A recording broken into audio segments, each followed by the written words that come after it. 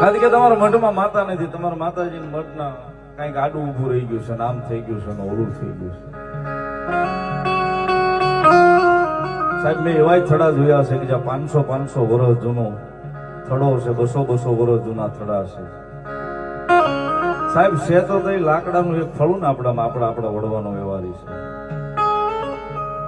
સાહેબ એક લાકડાનો કટકો લાવીને તમારા ઘરે અનુભવ કરી લેજો, લાવીને મૂકી દેજો, 6 મહિના 8 મહિના થશે ને એટલે એમાં હળો બેહી જશે. એક લાકડાનો કટકો લાવીને ઘરે મૂકી દેજો, 6 મહિના 8 મહિના વરસથી એમાં હળો બેહી જશે, હળી જશે. સાહેબ આ ધર્મના પોટલા, ધોરમના ઘડીમલા મારા તમારા વડવા મને તમને દઈ ગયા 8 પેઢીઓ વહી ગઈ, હજી એમાં હળો નથી બેહવા દીધો માતા. એટલે કેમ સાહેબ એમાં માતા નથી?